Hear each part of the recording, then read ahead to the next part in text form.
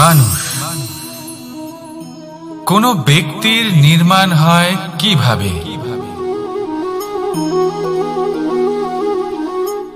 কেউ বলবেন পঞ্চতত্ত্বের দ্বারা, কেউ বলবেন আত্মা, দেহ ও চেতনার দ্বারা, কেউ বলবেন ঈশ্বরের কৃপার দ্বারা, তো কেউ বলবেন এই প্রকৃতির পরীক্ষার দ্বারা।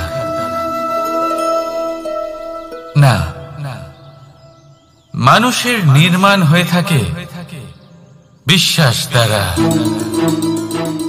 ব্যক্তি তখনই গড়ে ওঠেন যখন ব্যক্তিত্ব থাকে, ঠিক কিনা? আর ব্যক্তিত্ব তখনই হবে আর সেরকমই হবে যেরকম বিশ্বাস আপনি নিজের উপরে রাখবেন। যদি আপনি মনে করেন আপনি বিষের ন্যায় হবেন, তাহলে আপনি বিষাক্তই হবেন। যদি আপনি এটা মনে করেন যে আপনি অমৃতের ন্যায় হবেন, তাহলে আপনি অমরই হয়ে যাবেন। যদি আপনি নিজের উপরে বিশ্বাস রাখেন যে আপনি সংসারের সব থেকে উঁচু পর্বতের শিখরে পৌঁছতে পারবেন, তাহলে আপনি অবশ্যই পৌঁছবেন। যদি আপনার এরকম মনে হয় যে আপনি এরকম কখনো করতে পারবেন না,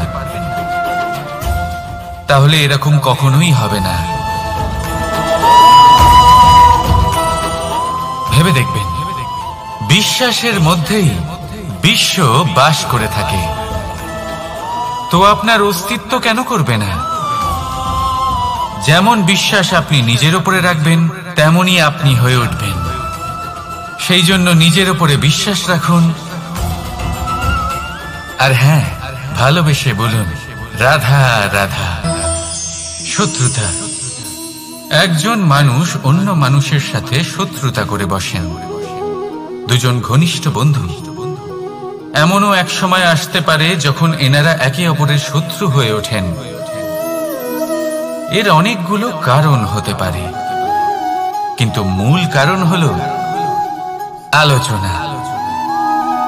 আগে হ্যাঁ, আপনি যদি কারোর বিষয়ে আলোচনা করেন তাহলে সে আপনার শত্রু হয়ে যেতে পারে। এবার মনে একটা প্রশ্ন আসতে পারে যে এটা কিভাবে সম্ভব হতে পারে? আলোচনা, এটা তো অত্যন্ত জরুরি। যদি আমি নিজের বন্ধুর খারাপ কাজের বিষয়ে আলোচনাই না করি, তাহলে সে শুধরবে কি করে? এ কথা সত্যি যে আলোচনা আবশ্যক, কিন্তু তার থেকেও বেশি গুরুত্বপূর্ণ এবং আবশ্যক হলো আপনার এই সিদ্ধান্ত এটাই যে আপনার এই আলোচনা কোন স্থানে করবেন। যদি এটা সবার সামনে করবেন ভাবেন, তাহলে তা অপমানও হয়ে যেতে পারে।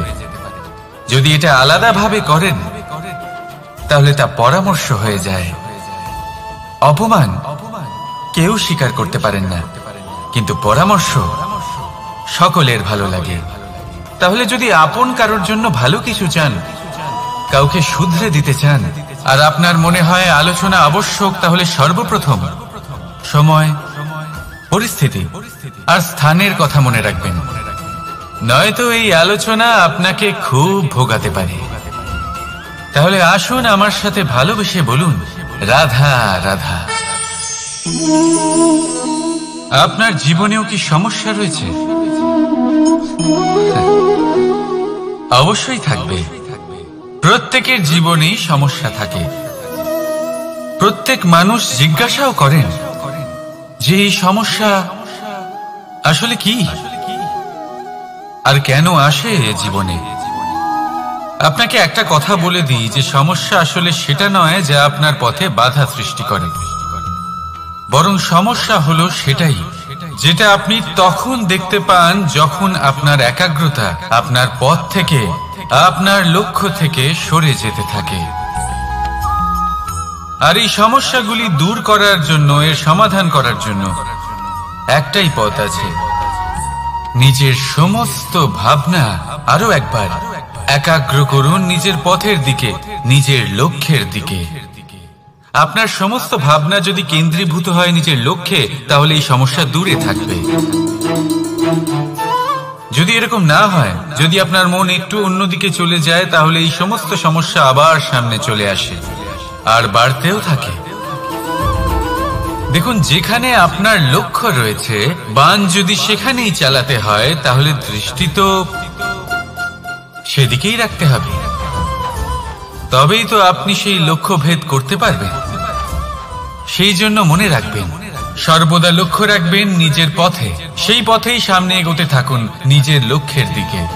আপনি যত সামনে এগোতে থাকবেন এই সমস্যা তত পিছিয়ে যাবে।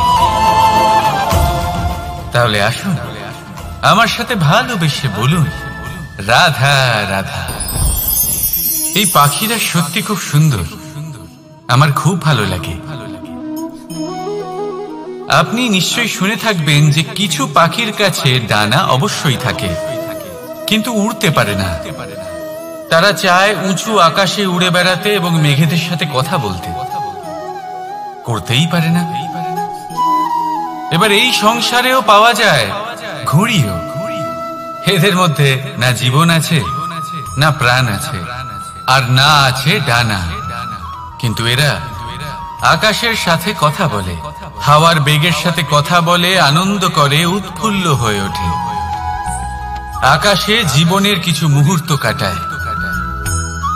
তার কারণ কি হতে পারে? কারণ হলো সুতো। এই সুতো যদি সঠিক হাতে থাকে তাহলে এই কাগজের তৈরি ঘুড়িও আকাশের উচ্চতায় উড়ে বেড়াতে পারে। এবার এই সুতো আসলে কি? এই সুতো হলো আসলে ভালোবাসা। এই সুতো হলো আসলে বিশ্বাসের। আর এটা আপনি দিয়ে থাকেন তাদের হাতে যাদের আপনি বিশ্বাস করেন, যাদের আপনি নিজের সর্বস্ব দিয়ে দেন। ভেবে দেখুন, এই ভালোবাসা আর বিশ্বাসের সুতো আপনি যদি সঠিক মানুষের হাতে দিয়ে দেন তাহলে আপনি অনেক উচ্চতায় উঠতে পারবেন, আকাশের উচ্চতায় উড়ে বেড়াতে পারবেন, মেঘের সাথে কথা বলতে পারবেন, পাখিদের মতো উঠতে পারবেন, যা ইচ্ছে তাই করতে পারবেন। শুধু এই মানুষ সঠিক হতে হবে, এমন একজন মানুষ যার মনে আপনার জন্য ভালোবাসা রয়েছে, এমন এক মানুষ যার মনে কোনো স্বার্থ নেই, যিনি পরোপকারী, এমন একজন ব্যক্তি যিনি আপনার অস্তিত্বকে বাইরে নিয়ে আসতে পারবেন, তাকে উজ্জ্বল করে তুলবেন। তাহলে ভালোবাসুন, আনন্দ করতে থাকুন, আর এই আনন্দ সহকারে বলুন, রাধা রাধা। আমরা সকলে এমন ব্যক্তির সাথে থাকতে চাই যারা খুব মিষ্টি কথা বলেন, যাদের ব্যবহার আমাদের ভালো লাগে, যারা দেখতে সুন্দর হন, যাদের আমরা পছন্দ করি। আর সবসময় এমন ব্যক্তির থেকে দূরে থাকতে চেষ্টা করি যাদেরকে আমরা পছন্দ করি না, যাদের কথা আমাদের খারাপ লাগে, যাদের কথা একটু কঠোর হয়। আমরা সবসময় চেষ্টা করি এদের থেকে দূরে থাকার, ঠিক কিনা? কিন্তু যদি বাস্তবটা দেখি তাহলে এই কঠোরতা জীবনে শান্তির প্রলেপ দেয়। ওষুধও একটু কড়াই হয়, কিন্তু এ কি করে? আমাদের সুস্থ করে তোলে। ঠিক সেইভাবেই ভালোবাসার এই অধ্যায় একটু কঠিন, একটু কড়াও মনে হতে পারে, কিন্তু এর ফল সবসময় আপনাদের স্বাস্থ্যের পক্ষে ভালোই হয়। সেই জন্য যদি কেউ আপনার নিন্দে করে, আপনাকে কড়া কথা শোনায়, আপনার ব্যাপারে আলোচনা করে, তার মানে এটা নয় যে সে আপনার শত্রু। হতে পারে তিনি আপনার বন্ধু হন, আপনার জন্য ভালো চান, আপনাকে শুধরে নিতে চান, আপনার মধ্যে কোনো পরিবর্তন দেখতে চান। সেই জন্য কখনো কারোর কথা শুনে বা কাউকে দেখে প্রাথমিকভাবে এই সিদ্ধান্ত নেবেন না যে তিনি আপনার শত্রু হন নাকি আপনার বন্ধু হন। এমনও শত্রু হয়ে থাকেন যে গুড়ের মতো মিষ্টি মিষ্টি কথা বলে আসলে আপনাকে বিষ পান করিয়ে দেবেন। আর এমনও বন্ধু থাকেন যারা আসলে নিমের মতো কড়া কথা বলেন কিন্তু আপনাকে অমৃত পান করান।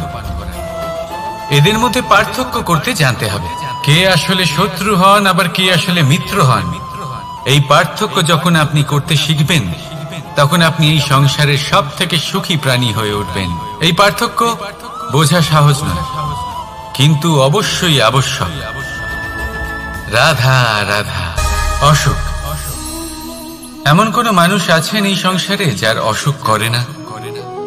প্রত্যেক মানুষ কখনো না কখনো অবশ্যই অসুস্থ হয়েছে, তার এই শরীর রোগের শিকার অবশ্যই হয়েছে। এবারে দেখুন, এই রোগ আসে আবার এই রোগ চলেও যায়, কিন্তু সেই রোগ আমাদের কষ্ট দিতে কেন সক্ষম হয়? কারণ হলো স্বচ্ছতা। যদি এই স্বচ্ছতা শরীরে না থাকে তাহলে মানুষকে শারীরিক কষ্ট পেতেই হবে। ঠিক সেইভাবেই অত্যন্ত প্রয়োজনীয় হলো এই স্বচ্ছতা যেন মনেও থাকে।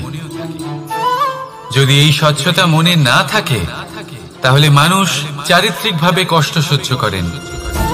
এবারে নিবারণ কি হতে পারে? বড়ই সহজ এর উপশম। যদি রোগ শরীরে হয় তাহলে সর্বপ্রথম স্বচ্ছতা বজায় রাখতে শিখুন। এই শরীরকে পরিষ্কার রাখতে শিখুন। বিচক্ষণতার সাথে এই রোগের সম্মুখীন হন। ভয় পাওয়ার কোনো দরকার নেই। ব্যায়াম করতে থাকুন, সব ঠিক হয়ে যাবে। সেইভাবেই যদি এই অসুখ মনে হয় তাহলে কি করা যায়? সর্বপ্রথম তার আধারের উপরে নজর দিন। আপনার এই আধারই হলো আপনার আহার। যা আপনি আহার করবেন সেরকমই মানুষ হয়ে উঠবেন। সেইভাবেই আপনি যেরকম ভাবেন সেরকমই মানুষ হয়ে উঠবেন। সেই জন্য নিজের ভাবনাকে শুভ করুন, নিজের দৃষ্টিভঙ্গিকে শুভ করে তুলুন। সবকিছু সঠিক হবে।